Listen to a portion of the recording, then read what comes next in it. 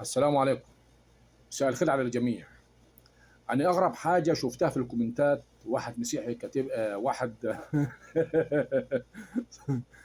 واحد سوري لاجئ سوري كاتب لي في الكومنتات: أنا سوري مسلم، أنا أولى من المسيحي المصري. طب ده ما هو ما ينفعش أرد عليه كتاب، لازم أرد عليه فيديو. بص يا لاجئ يا سوري، الدين لله والوطن للجميع، تمام؟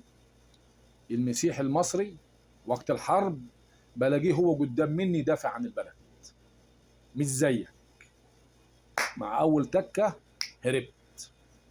دي رقم واحد. دي رقم اتنين، انت عايزني ازاي استبدل ابن البلد ابا عن جد جد جد جد بواحد ما اعرفش اصله ولا فصله زيك؟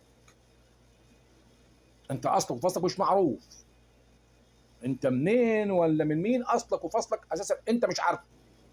عشان ان انا استبدل مواطن مصري بك،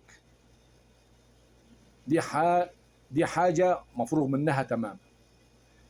المسيحي في مصر عليه واجبات زي ما المسلم في مصر عليه واجبات، عليه التزامات زي بالظبط زي كمسلم عليه التزامات تجاه بلده وتجاه محيطه، سواء مسلم او مسيحي.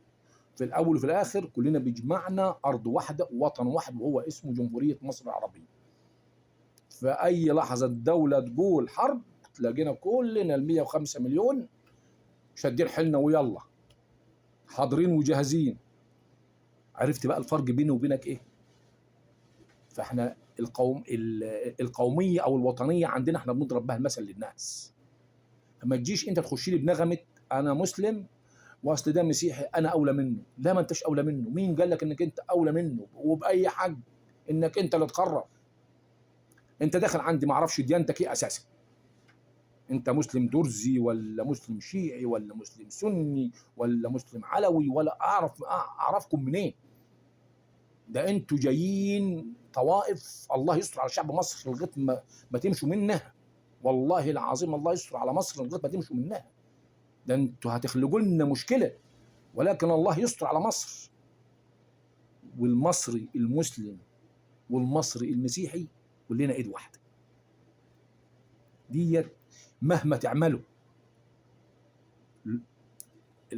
قوه مصر في لحمتها مع بعضها مسلمين ومسيحيين.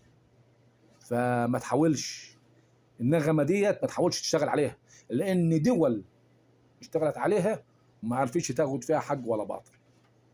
فالمشكله بقى انك انتوا اللي هتبقوا الخنجر اللي في ظهر الشعب المصري، وربنا يخلصنا منكم على خير ويكفينا شركم يا رب. تحياتي للجميع.